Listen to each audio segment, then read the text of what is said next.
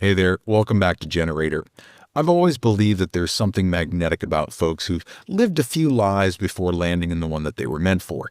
Maybe it's because I feel like I've had 30 different careers. Maybe it's my ADHD. Regardless, I think that the folks with varied backgrounds make for really interesting conversations. And that's exactly what happened over the last hour that I spoke to Johnny Guerrero. Johnny's been a soldier, a cop, a dad to dozens of foster kids, and now he's a photographer running Magnolia Green Photography out in Central Texas. In this episode, Johnny and I talk about what it means to build a business rooted in service and community, not just in theory, but through lived experience. He shares how his time in the Army and law enforcement shaped his approach to client relationships and how being self-taught gave him a unique perspective on creativity. We get into the raw stuff too, what it was like to foster over 45 children, building a family, how connection fuels everything he does, and why he believes in linking people together for the good of the whole. We also get pretty vulnerable as he talks about his podcast, Trading Holsters, and how it's helping veterans open up in healthy ways about their experiences. It's a conversation about pivoting with purpose, leading with humility, and building a life that makes room for both grit and grace. Whether you're just starting out or whether you've been in the game for a while, Johnny's story is going to remind you about why we do what we do and what setting an example for the next generation really looks like. So stick around. This one's full of heart, and I can't wait to start the show with my friend Johnny Guerrero.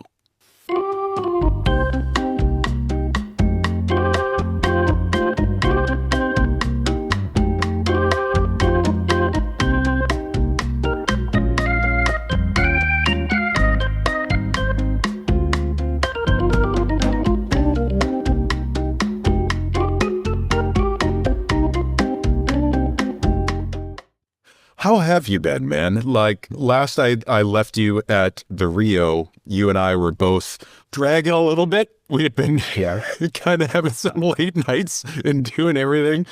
How was your whole experience at WPPI for the first time? It was pretty good. Yeah. Pretty good. I met a few new people, not too many, but a few. Saw a lot of old friends, which is always rejuvenating. I finally saw Gary Hughes. I don't know if Gary Hughes, he's a headshot guy. Very entertaining. And isn't he? And headshots can get boring sometimes because it's just kind of that. He kind of got me going, got the juices flowing. I was like, okay, we can do something. It can be more fun than it is sometimes. So I spent 2 days actually at the conference, and then the other 2 days I was out shooting off site. So I kind of got half a conference, I guess, but I really did some cool stuff. We shot one day out sand dunes and then another day at an abandoned cement plant. Oh, wow. Just great locations, cool models. It was a very small group. I want to say there was about 8 of us, and we just shot for hours. It was great. Yeah. Came home ready to hit the ground running again. So you need that every once in a while. Is it that the best feeling when you come back and you're full of momentum and all these ideas and all the juicers are going and you just feel like nothing's impossible? And that's my favorite thing coming back from a conference. Did you feel that way? Like, have you been recharged ever since? I have. I actually got home. I guess I lose track of days. I think it was Thursday. I got home and then I had a senior session on Saturday and like I attacked it.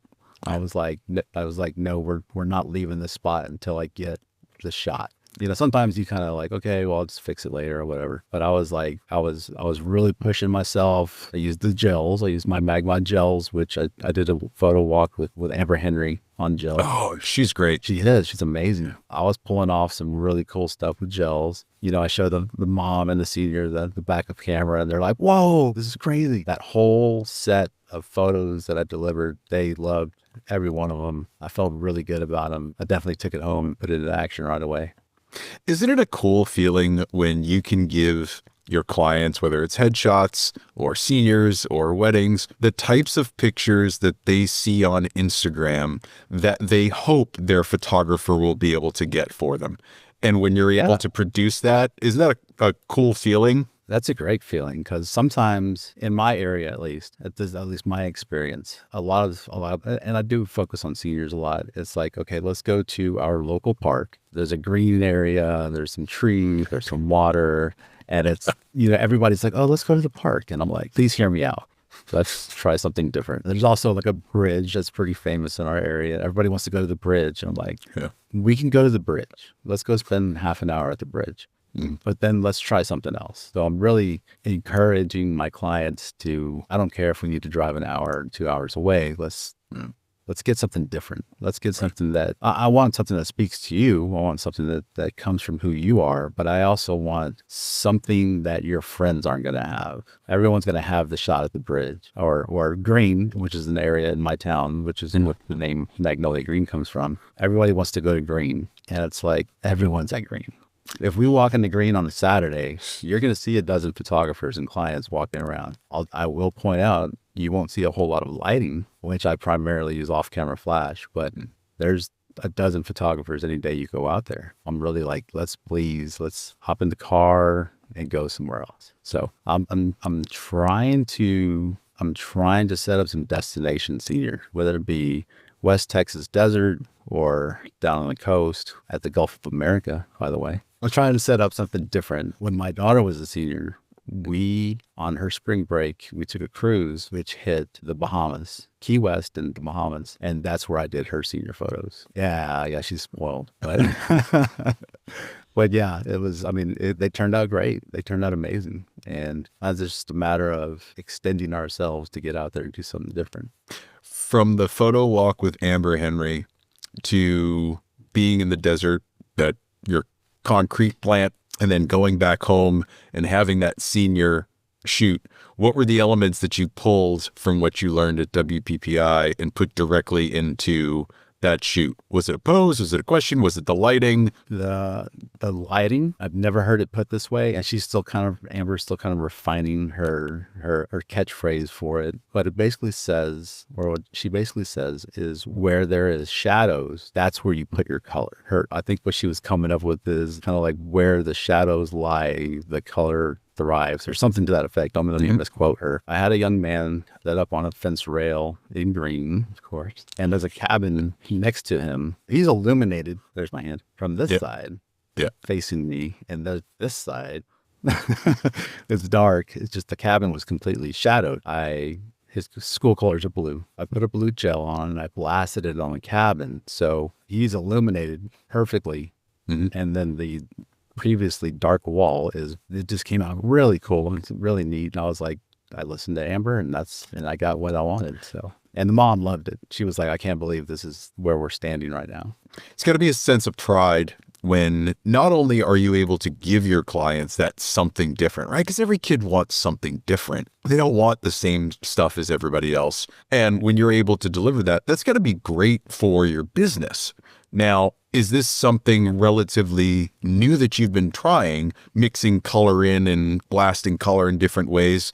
Or has this always been part of your repertoire, but now you're just adding it in now that you're more comfortable with it? I'd say that I've had the gels. I bought them in the previous Black Friday sale. So that's been 5 months ago. I've toyed with them here and there, but not in the way she demonstrated on our photo log.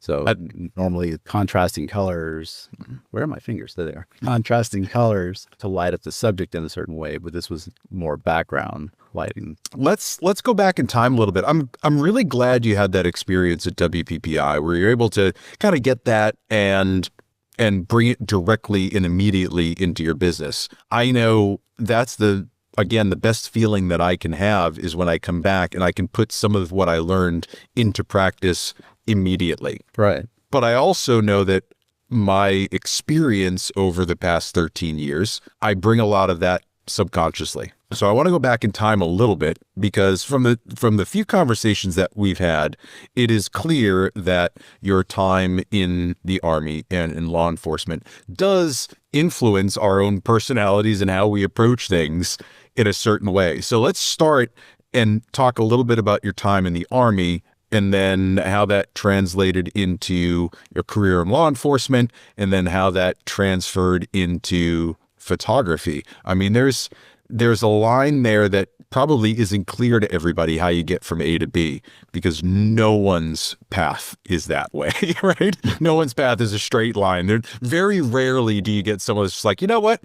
I know at 13 years old, I'm going to be a photographer the rest of my life. Maybe Caroline Tran would do something like that, but Right. I wasn't that guy, and it doesn't sound like you were either. So talk to me a little bit about the Army. Was it straight out of high school, or did you get into it a little bit later?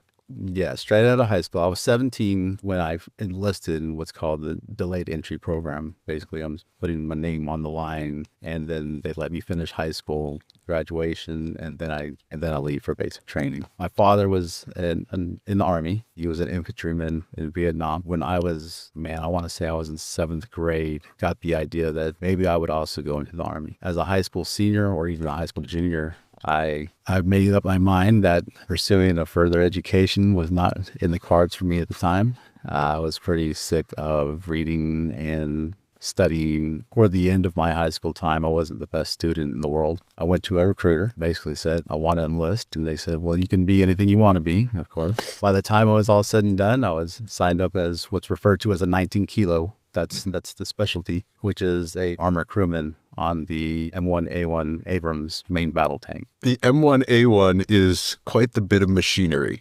Definitely is. What did that teach you? That you never want to work on one again? Or well, working in a small group, for one, there's four members on a tank. You have your tank commander, who is the one obviously in charge of the tank itself. You have a driver, you have a loader, and you have a gunner. And each person has their own skill set. Just because you're a great driver doesn't mean you're going to be a great loader. Doesn't mean you'll ever become a tank commander. But yeah, working in a small group, everybody has their strengths, everyone has their weaknesses. As long as one can focus on their strengths, then hey, things are going to come out pretty good. The small unit, and I will make my Hollywood reference here. I saw the movie Fury, and I've got a couple of buddies that were tank commanders, and they said it was very accurate to that team dynamic. Did you ever see the movie Fury with Brad Pitt? I did. It's probably my favorite tanker movie. There is another one, and it's older, and I cannot remember the name. It was based around the Afghanistan versus Russia war. I'm not sure what the correct title of that war was, but basically dealing with the tank companies from both sides. But I can't remember the name of it. I'll have to go back and look at that one. I always wonder, right? Never having been in military service, never having been in law enforcement, there's always an element of theater. And I always try to look at whatever is on the screen as some level of representation of what it's really like, because I know there had to have been a consultant on set that's just like, no, this is how you go about it, or this is what it's really like, the interactions between the crew. So I'm always curious when I talk to my friends that have been in the military or law enforcement, I'm like, how close is it really? And sometimes they're like, this thing over here, that was pretty close. This over here, total fantasy. We would never do things that way. So I'm always curious. So now you've been in the Army for a while. You go through your years in the Army and you get out. And I assume you were in for how long? 5 years. 5 years. So after 5 years, like, I'm done. I'm getting out. I did my tour. Go home and readjust and get into a new career. Law enforcement's pretty common. Was it your first choice to go right into being an officer, or was there a period of readjustment when you got home? No, that was my first choice. Going back to high school again, I want to say, again, 11th or 12th grade, I was in a class where I had to write a paper on a future career. I chose law enforcement. I did my essay on that, and I thought it was pretty interesting. When I was getting to the point where I was looking at exiting the Army, I started looking around at what it took to actually become an officer. That really kind of gave myself permission to go ahead and leave the Army because of my interest in the career in law enforcement. And what was it like? What was it like starting that career? And you spent a good amount. Did you do your full 20 years in? No. Are you talking about in the Army or in law enforcement? I did 23. Did 23 years. Yeah. Wow. Yes, sir. All right. So in that 23 years, you see a lot of change, not only in yourself, in the fabric of the country, in interactions between law enforcement and the community. Why did you decide to go from law enforcement to photography? What did you start picking up photography as you were on shift, or was it just a hobby, or did you go clean out of law enforcement and say, what's next? let me pick up a camera. How did that bridge happen? I've always been into photography. Even as a little kid, I was amazed by cameras. If you remember those little flashes that would kind of actually pop to create light. 110 camera, all those gadgets really interested me. No matter where I was, I always had some type of camera with me. My second oldest daughter, this is while I was still an officer, she came on one day and said, I'm going to join the wrestling team. We were quite surprised because that's not her personality. She wrestled for 4 years in high school, actually became an All-American wrestler when she placed at nationals in Fargo, which is the complete opposite side of the country from us. So when she started wrestling, I wanted to document this. I wanted to photograph wrestling. And my wife that Christmas bought me a Canon T3i, which was my first DSLR. Mm-hmm. And I had absolutely no idea how to use it. The first few months I put it on auto and I just snapped away photos, and I really liked the way it felt, the way it looked. I was happy with myself. And then I said, well, maybe I should figure out what all these dials are and what these numbers mean. And I jumped into YouTube, like probably most photographers have. I started learning. I developed my skills, and I realized this camera's a little limited. The lenses I have are limited. As I could, I upgraded. And I continued learning more about the sport because she was our first wrestler, and learning more about photography at the same time. And then I got into editing. And things got a little crazy. Next thing you know, I started having people come up to me and, hey, do you do family portraits? Do you do senior portraits? Will you shoot my wedding? And things kind of just took off from there. The T3i was my very first camera too. And yeah, I still have it. I'm sure I still have the 50,000 batteries that go with it. But something I liked about that camera was the size of it, believe it or not, was really small compared to a 5D Mark III or anything larger. Right. I really like that. But yeah, once you start getting the taste of better lenses, better bodies, you're like, oh yeah, no, I'm kind of skating on thin ice here. I need to step up my game if people are going to start asking me to do this as a business. So things progress. You become a quote unquote professional after photographing your daughter and wrestling, and now you're off of automatic mode, you're off the green A, and now you're switching to manual. And I want you to describe the first time that you picked up a camera as a business owner and not a hobbyist. Did anything change mentally for you? I would say probably as a hobbyist, it was more of, I'm gonna snap the pictures and let's hope things turn out pretty good. As a professional, I wanted to make sure I was getting things right. I'd never wanted to disappoint anybody. I actually, before I ever took a paid gig, I learned how to use off-camera flash. I was watching YouTube, and my favorite photographers that I saw were using off-camera flash, and I liked the way their photos turned out. And I wanted my photos to look at least similar to theirs. Nothing wrong with, natural light. I still try it once in a while. Even now, almost 10 years into being in business, I still look at my natural light photos and I'm like, it would be better if I used flash. Once I knew I was going to start taking money for this, I wanted it to be the absolutely best I could do at the time. And I've only progressed from there. Yeah. You said a moment ago, and I want to dig into this a little bit. All right.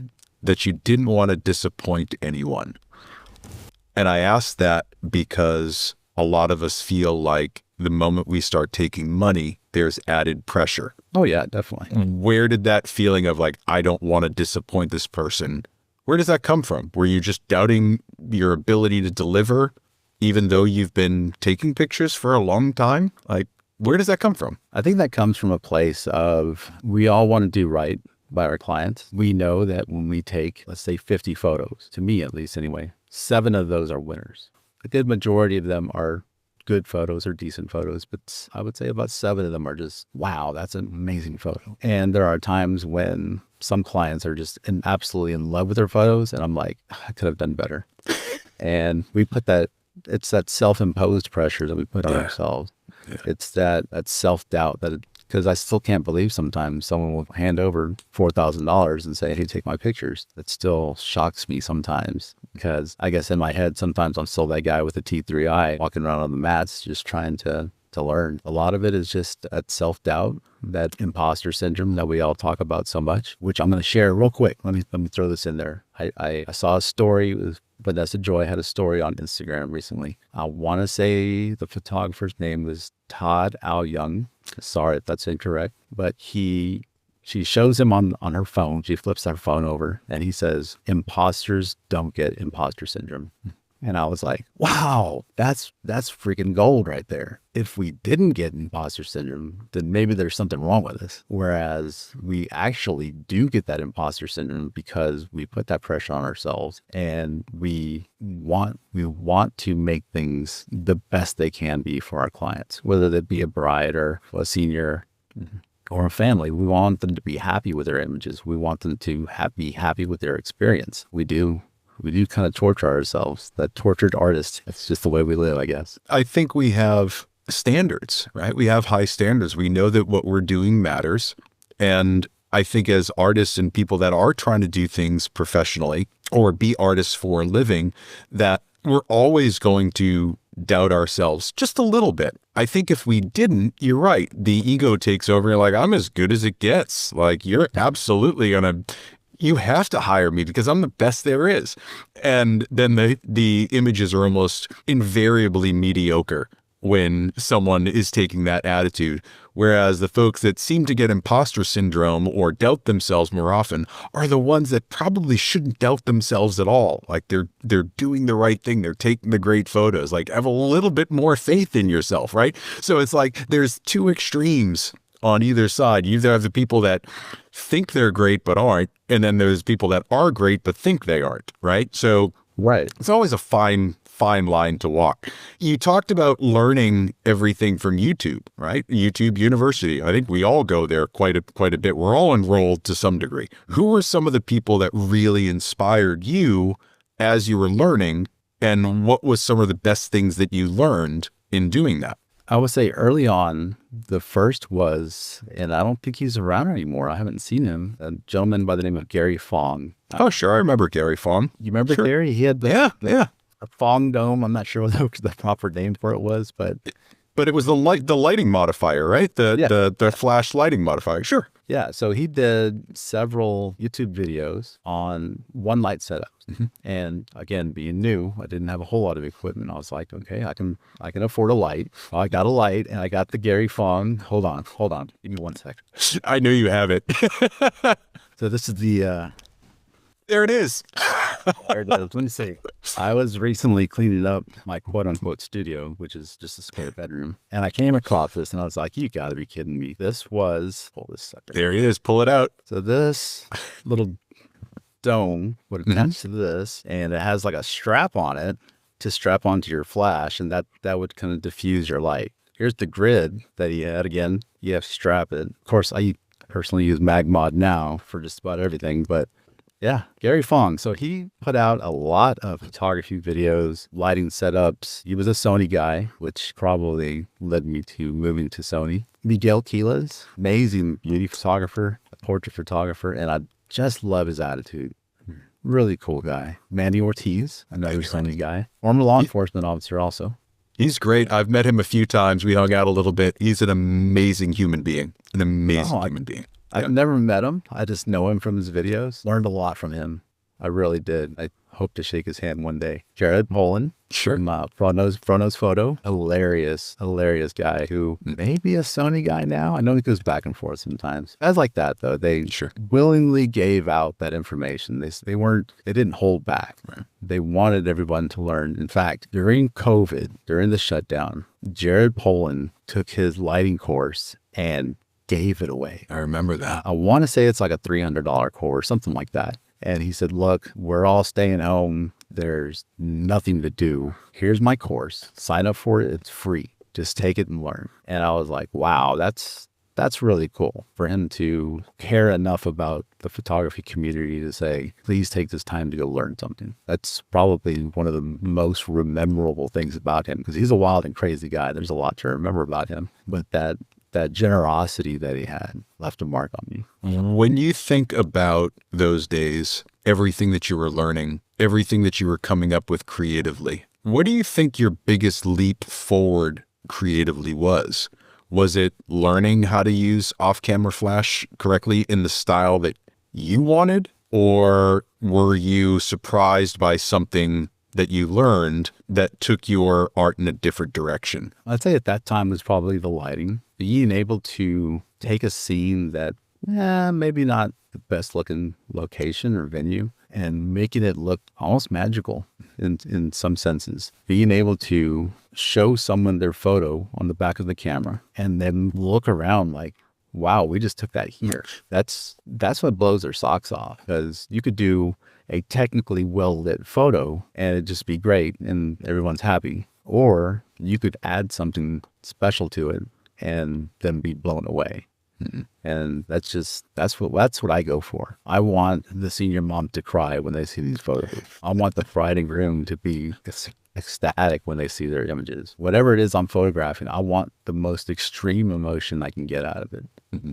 And that only comes from pushing yourself and trying new things. Magnolia Green, you focus predominantly on weddings and families and seniors. Sounds like headshots as well. Are you doing headshots too? I'm doing some corporate headshot work. What did you like about Gary's presentation at WPPI that you're like, he's entertaining and he's actually smart? What was the thing that got you in terms of the headshot world? Because headshots can be boring, right? But then someone like Gary comes along and he changed my whole opinion on them as well. What did you like about his approach that really resonated with you?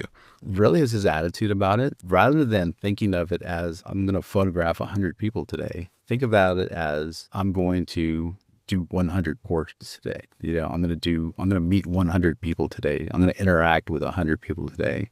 I'm going to spend time with 100 potential clients just because they are in front of your camera for 3 minutes and then you move on to the next person.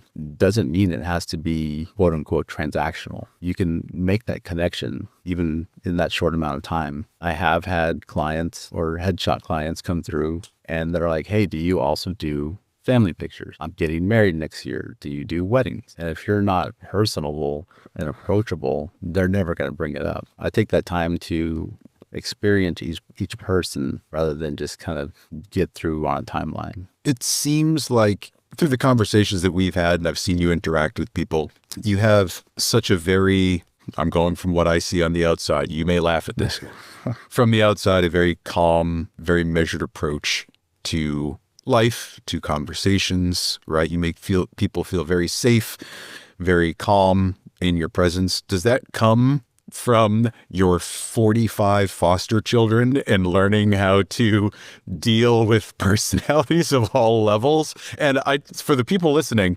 that's not hyperbole. You've had 45 foster children, correct? Correct. We originally had 2 daughters of our own, and we wanted a son. And that wasn't something we were capable of doing on our own. We opened our house up to fostering through the Department of Family Protective Services here in Texas. Our plan was, let's just find a boy and adopt him, right? It doesn't always work that way. So we opened our house up for emergency placement. So what that means is if Child Protective Services removes a child due to neglect or abuse from their home, they have to find somewhere to house him. And usually it came in the form of a phone call at any hour of the day saying, we have a 5-year-old boy, or we have a 3-year-old girl, or we have a sibling group of 4. Can we place them in? So we get a phone call and we never really know any of their backstory other than we have CPS calls and we have a boy or a girl or a sibling group. And can you house them today? Like, we'll be there in half an hour. Wow. So we did that for about 4 years. And over the course of those 4 years, we had, I want to say, about 45 foster kids come through our home. They may last in our home for a day until they find another family member who can come and take them on. Our longest that we had was 9 months, and then they returned back to their birth mom. Then we had 4 that we actually adopted and have become our own sons and daughters. Wow, that's incredible. Yeah, it was a wild ride. It still is. I mean, they're ours now. We don't differentiate between birth kids and adopted kids. In fact, I kind of forget sometimes. Like our youngest daughter needed glasses at a younger age, and I said, "Well, I guess she got her eyes from me." And then I was like, "Wait a minute." That's not accurate. I just forget. But yeah, I think with them comes a sense of learning patience, how to deal with crisis, how to deal with each individual challenges that they come with. I'm definitely a better dad than I was 10, 15 years ago. And my wife too is a better mom than she was back then. And we're also grandparents now, so Congratulations. thank you. We've gained a lot of wisdom since then. Why do you think you were different then versus now? And what's the biggest lesson in there through those decade plus of raising these children? How are you different then than you are now? Number one, maturity. Our oldest daughter she's 30 now. So we were 21 years old with a baby. Had to learn a lot very quickly. I didn't really know different parenting methods and the psychology of a child, different resources that were available to us because we were in the Army still, broke, things like that. And over time, especially working with kids in the system, you get to a lot of resources are available to you. We came to kind of just develop our own method of parenting, dealing with each one individually. You know, sometimes, especially with a large group, you want to kind of address the group, kind of like Von Trapp style. Can you line them up in the living room and like, funny story real quick. I'll tell this one. At the time we had, oh my goodness. So we had a hiccup. One sibling group was supposed to leave to go to a family member. And we had already scheduled for another sibling group to come in. Somewhere in there was a hiccup. So we ended up with all of these kids. If I remember right, I want to say there was 11 of them in our house. And I mean, we would have to use 2 cars to go somewhere because there was that many. Anyway, I'm walking around the house and I find a little miniature fireman toy. Mm-hmm. Right? Again, I was in law enforcement, friendly rivalry there, right? I call a family meeting. I get everybody into the living room and everyone's like, what is going on? Even my wife had no idea what I was doing. And I sit everybody down. I'm very serious about it. I said, I want to know who brought this fireman toy into our house. And everybody started laughing. It was just, everyone started cracking up. My wife was like, I cannot believe you interrupted our day for this. But it's become a story we laugh about still. In there is that subtle, I'm still the man of the house. Y'all are still underneath me somehow, but I'm not without my jokes. So that's awesome. I love what that says about you and the relationships that you have with those kids. How has that period of life and all that experience shaped how you deal with people in front of your lens, right? There's a parallel between kids that are coming into your life that you only knew existed 30 minutes ago versus clients that are coming to you for the first time that maybe you've never met or you've only had a brief conversation with. Are there parallels between how you deal with those situations that translates to your clients now? There are a lot of parallels. Number one, I use humor. If you can get someone laughing, you can get them into a pose. If you can get someone to crack up at your silly joke, you can get them to say, hey, I have a crazy idea. Let's go do this. It's all about breaking the ice, making them comfortable, and letting them know, hey, this guy knows a little bit something about photography. I try to get a great shot right away, right off the bat. Mm-hmm. Show them the back of the camera, and they're like, okay, let's do this. We're going to rock this shoot. Right. Also, just learning how to deal with people in general, speaking to them like they're human beings respectfully, I think goes a long way. Toward the end of my career in law enforcement, I was a school resource officer. So I worked in the middle schools. I worked in the high school. We're talking ages 12 to 18, right? Mm-hmm. And if you can relate to them, they'll open up. My first day as a school resource officer, I had a young lady who was about 12 or 13, came to me and told me everything about how crappy her home life was. Her dad was in prison. Her mom didn't really help out with anything. She was no good at sports. She was failing her classes. You name it, she unloaded all this on me. And I'm like, wow, this is my first day in a school. How am I going to deal with this? About 7 years later, she graduated high school. I was working a football game and she came running across the bleachers, said, hey, I graduated and I wanted to come say hi and I'm doing good. I have a job, things like that. And that left a lasting impression on me because she was down in the dumps the first day I met her. I'm not saying I put her on the straight and narrow. It's nothing like that. But to be able to see her grow and see that develop maturity and take personal responsibility. I think our hallway talks every once in a while and they weren't always good talks, but I think our hallway conversations, I hope, had something to do with that. I've always tried to relate to people, whoever I'm talking to. You know, going back to my days as I was a narcotics investigator for a while. It was almost always my duty to do the interview and interrogation after we make an arrest. And I loved that part because it was my chance to sit down with somebody who was in this game of cat and mouse, if you will, and really find out what makes them tick. Right. Not just why are they selling drugs, but how did they get into this? You know, how did they find themselves in this position? Was it because they had no other choice, or is it because they saw someone else flaunting a fancy car and jewelry and money, and they wanted that lifestyle too? Is it because parents are out of work? And whatever the case would be, I wanted to get down to the root of it first, and then kind of get into the case. And I really sought to deal with them emotionally. And once, I don't want to give away any secrets, but once I got them emotional, they were open to having any kind of conversation. There were some tough ones to crack that never did crack, but there were some tough ones that they would keep me at bay for as long as they could. And the next thing you know, the floodgates open and they're crying, they're sobbing, and they start telling me really just dealing with people, learning how to speak with people, learning how to listen, really, I think has prepared me because I work with brides and grooms. They say are not photogenic. You know, I deal with a senior who mom says, well, she's awkward and she doesn't really want to do this, but I'm making her. What kind of photos would I get from the senior if she doesn't even want to be there and she doesn't like the way she looks or the way she dresses? So it's my job to connect with her and say, hey, look, I'm going to get you the best freaking photos you could imagine, and take a photo or two, show her the camera. And she's like, wow, that's the challenge I take when I have, someone who's feeling awkward about it. It seems like you're able to have these conversations that build trust with people, and that ability to connect it's not as common as folks think. Everybody can talk to everybody else, but you seem to have this innate ability to build immediate trust and rapport with people. Rapport enhances the trust. That trust helps people come out of their shell and be themselves.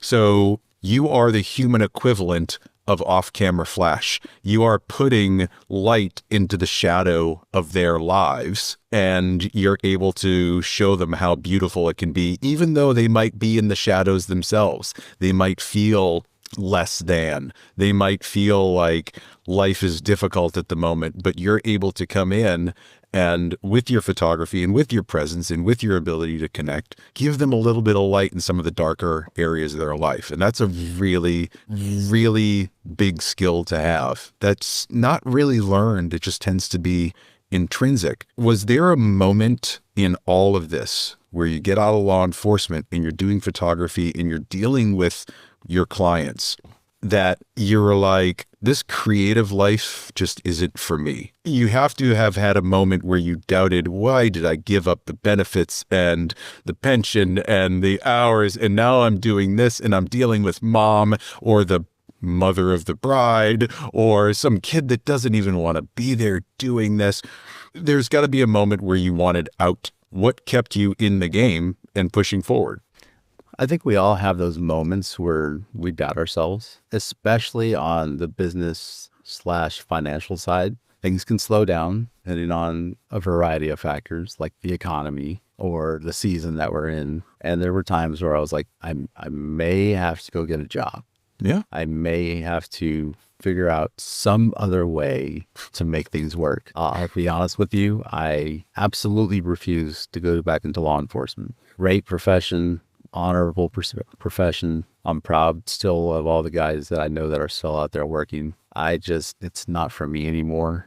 And I'm going to battle as much as I can to even consider the idea of going back. That being said, you just got to keep pushing through it.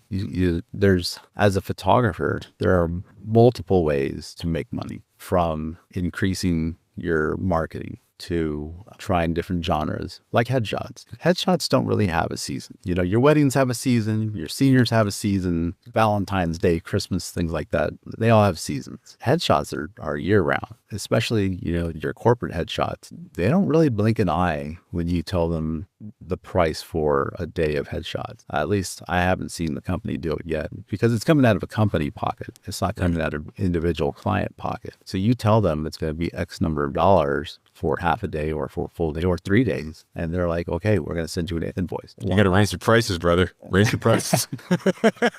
Yeah, I know. I told my wife that one time. I had a number in mind and I added a few $100s on it just because I was like, I'm going to give it a shot. Sure. And they were like, yeah, we'll do it. And I was like, oh, I should have gone a little bit higher. But we learned, right? Yeah. Things like headshots had in the months where we needed a little extra.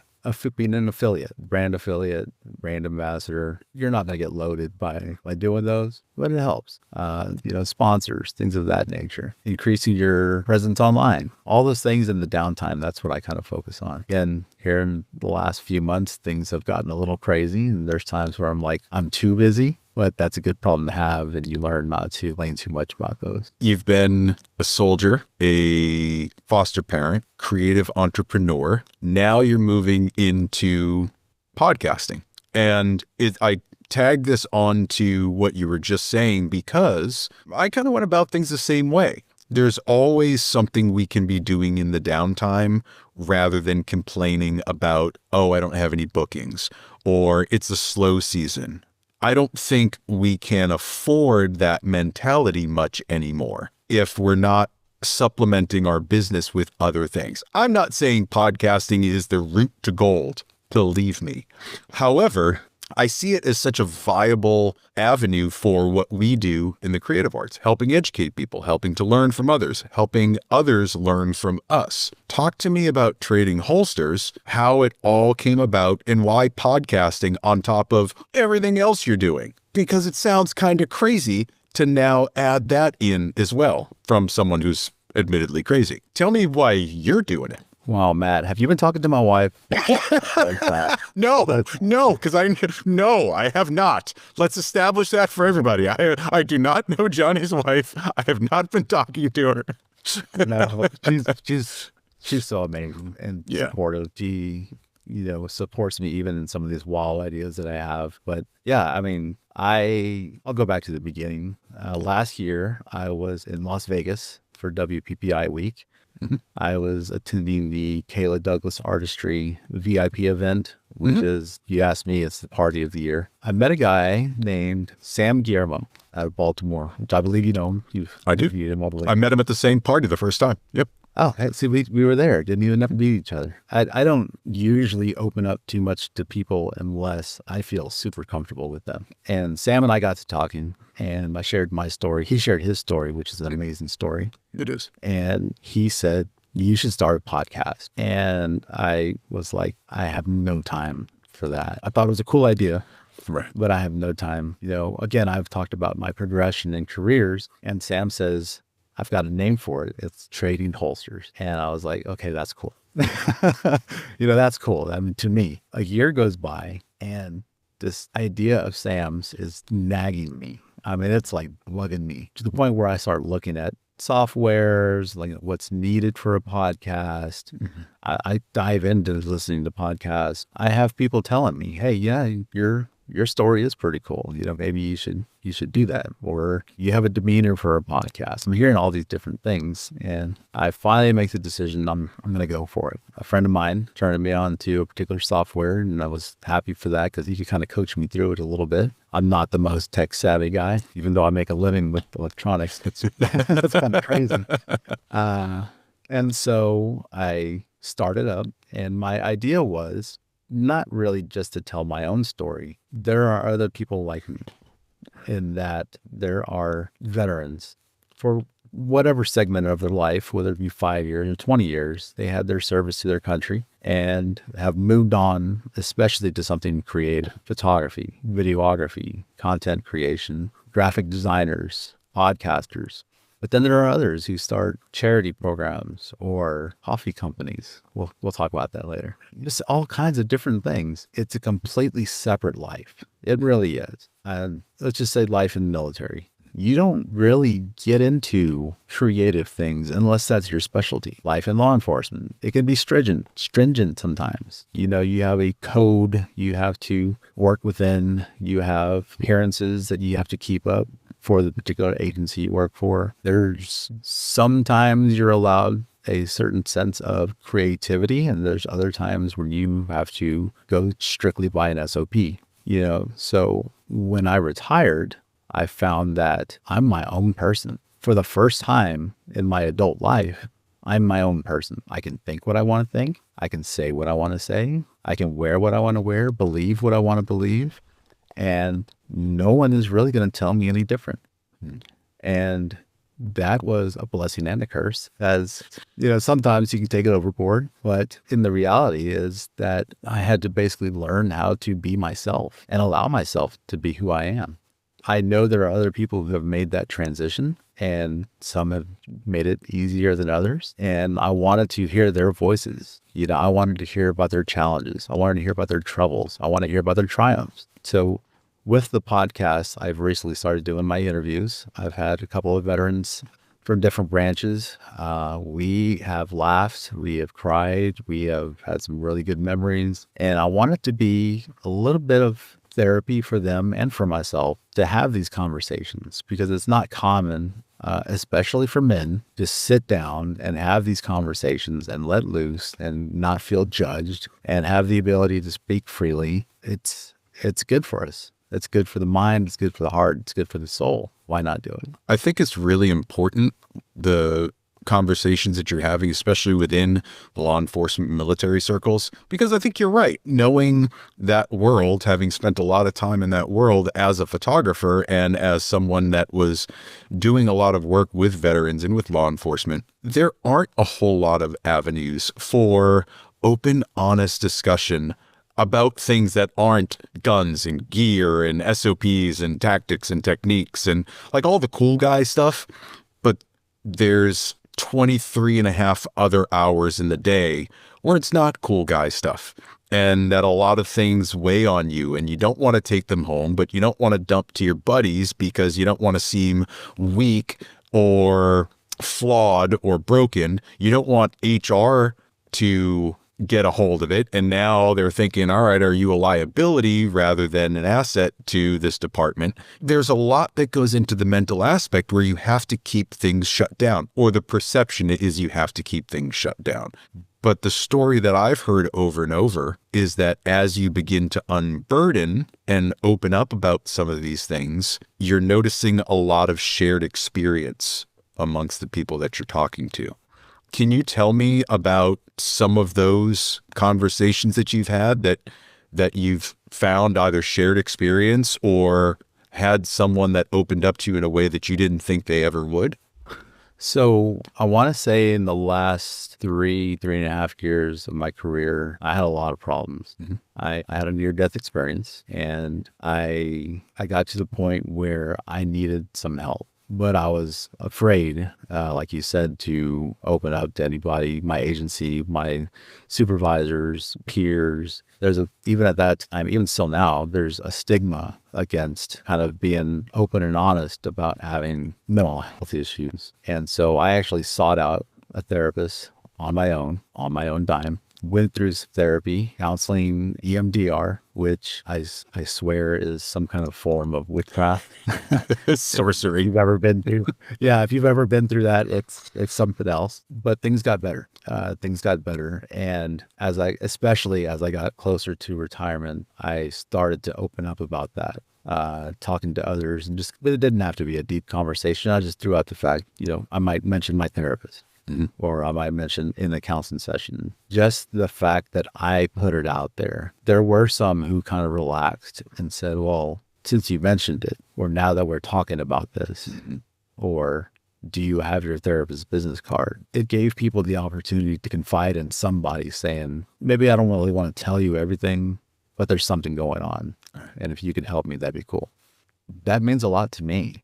At the time was almost 20 years on duty. Some of these officers that have been around 5-7 years, that starts kind of getting to a point where they've had some experiences.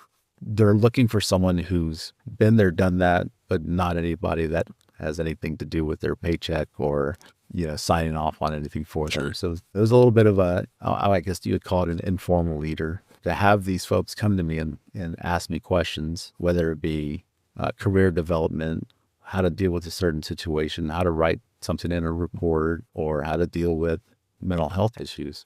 I take a lot of pride that I had that opportunity to do that, because not everybody gets that. And there's a saying I read once, I wish I could give credit to the person who said it, was the best thing an old officer can teach a young officer is how to be an old officer. A lot of people will come into law enforcement with an idea of what the career is supposed to be. They may have it half right, but there's a whole lot of other stuff that goes into it than what is perceived.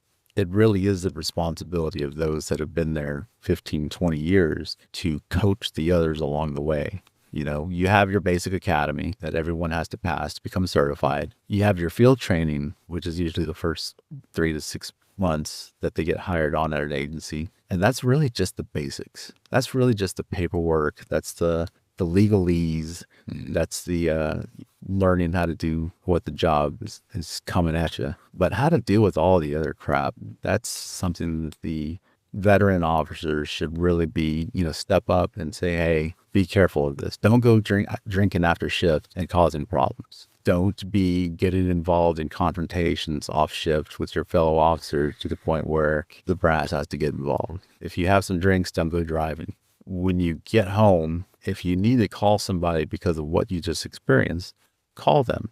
That's one thing back to the fire department. That's one thing the fire department does right. And I know they have different resources. They all finish a call. They go back to the station. They're all together, right? They basically live together half their lives.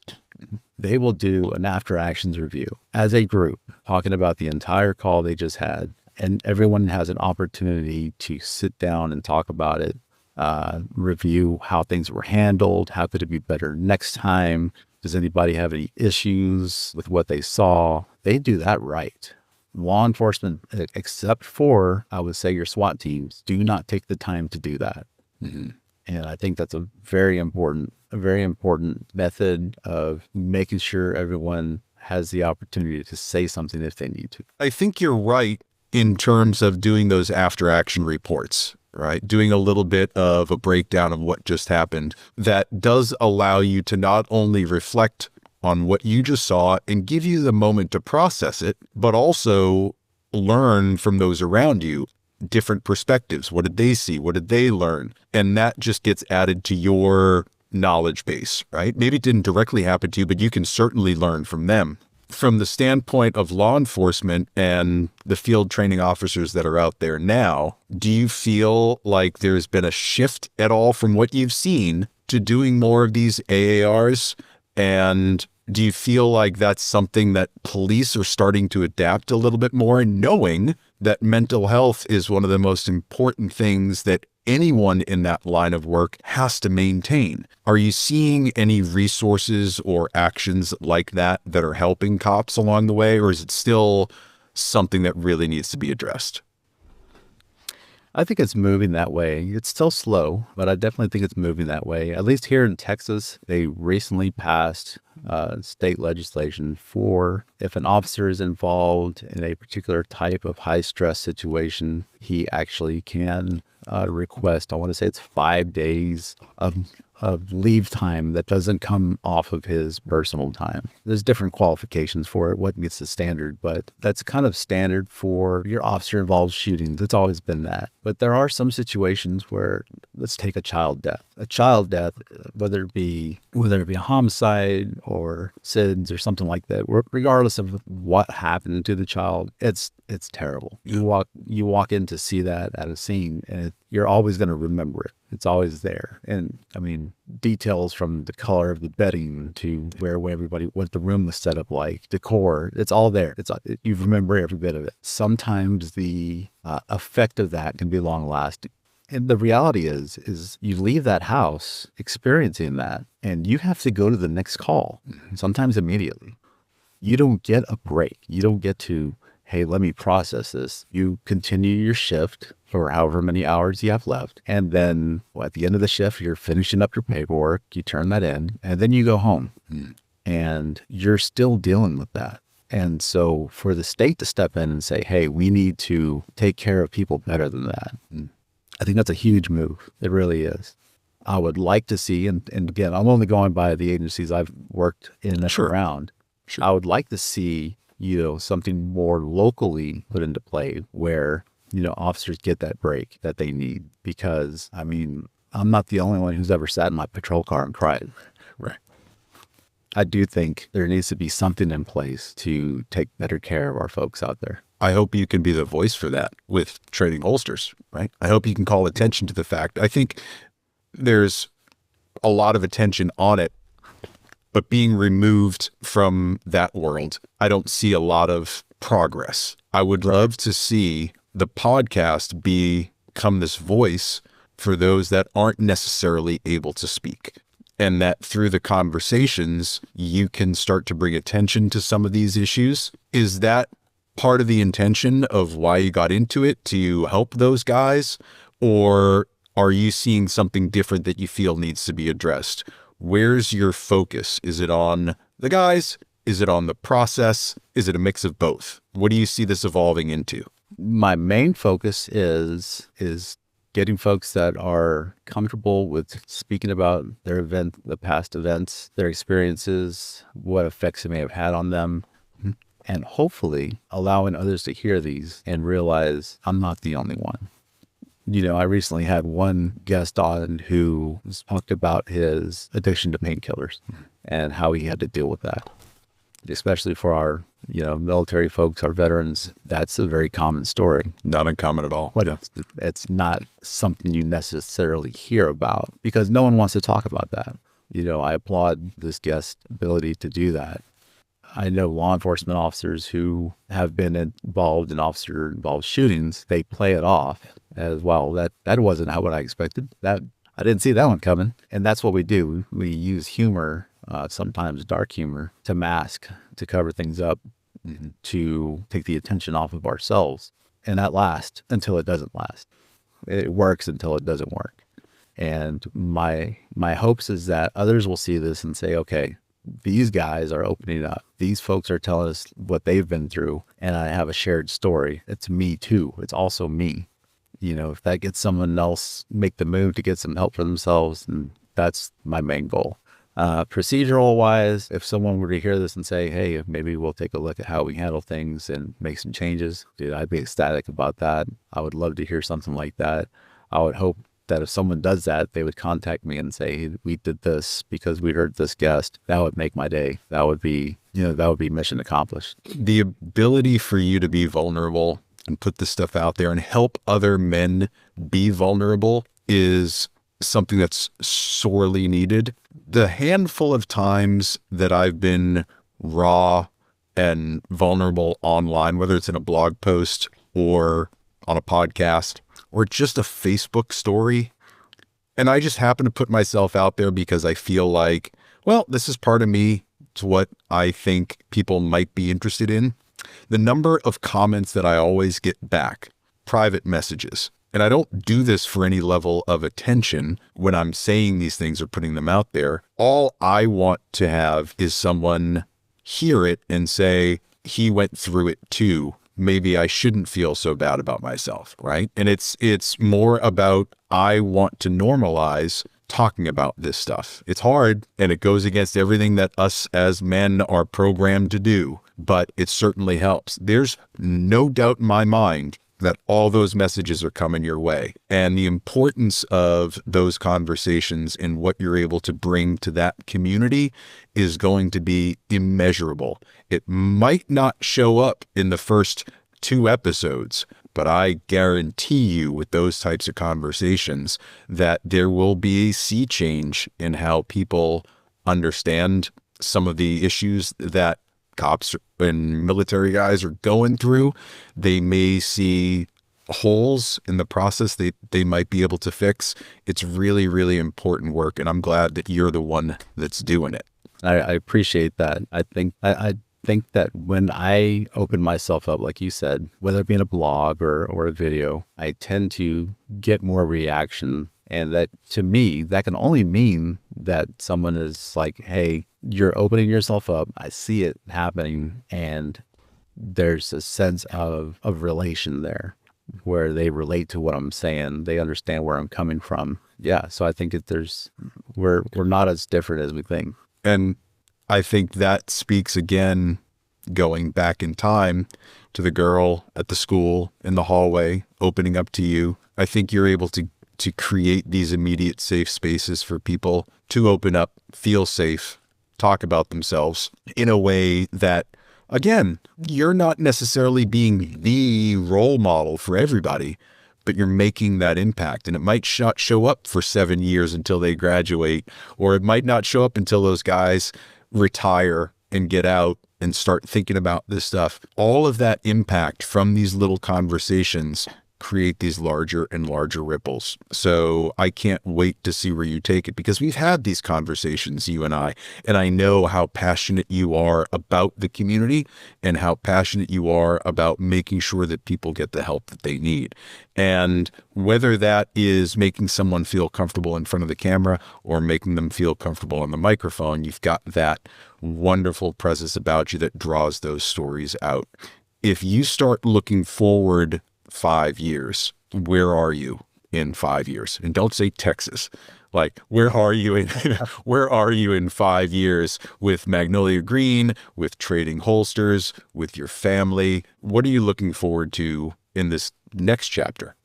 With the podcast, I'll start there. I want to make sure I want to keep it moving forward. It requires a certain sense of discipline to keep doing interviews and keep editing and putting it out there and trying to keep that timeline going. Technique wise, I'd like to learn some new stuff. I'm using a decent program, and I kind of just hit the ground running. I didn't really take the time to learn the craft. So I'd like to learn some more about that.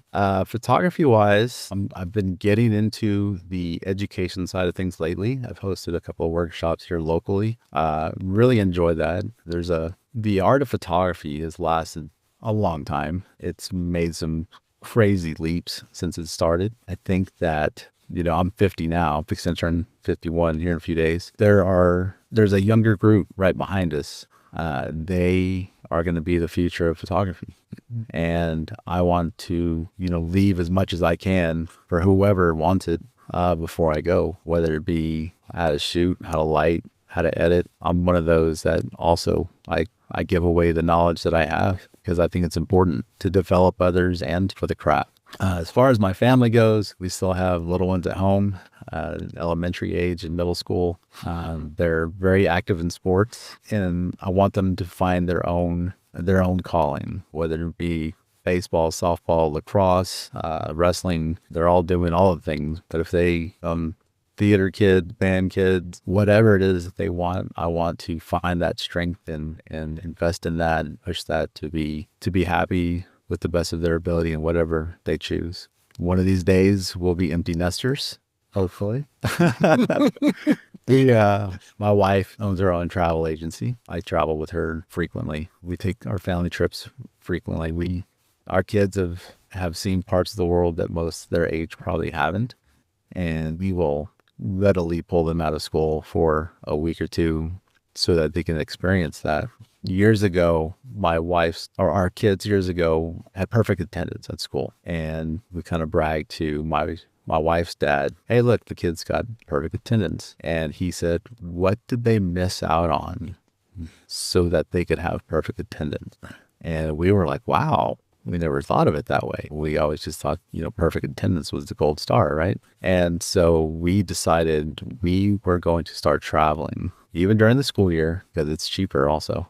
Uh, and we have traveled with these kids. They all have their passports. You know, when we travel, we not only experience, beaches and cities and things like that, we take the time to make sure they learn a little something while they're there. Our latest trip was to New York City. We took them to the Intrepid Museum where they have all the warplanes, the Space Center, all those kinds of things. We took them to the 9/11 Memorial, which I think they got the most out of, because until then, it's always just been a day that they observe in school.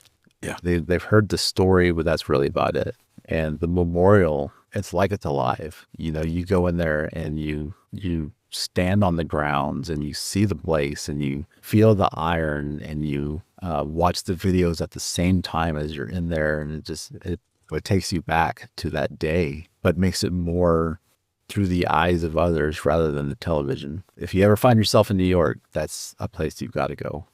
I think every American should see that and experience that. I agree. Every time I'm down in the city, I go by, and I had a few friends that I lost in the towers, and I go down and I go to their place. I find their names on the memorial, and it's phenomenal to walk around that and just see all the people finding the names of people that they were connected to. And some of these were great friends of mine, damn near roommates in college.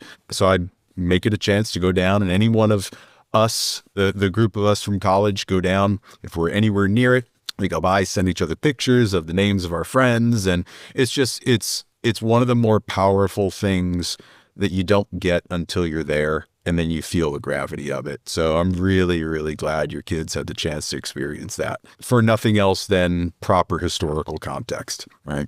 As we land this plane, a couple more questions. One, what's one thing that you haven't been asked in an interview that you wish you were? Wow, nothing comes to mind right away. I don't know.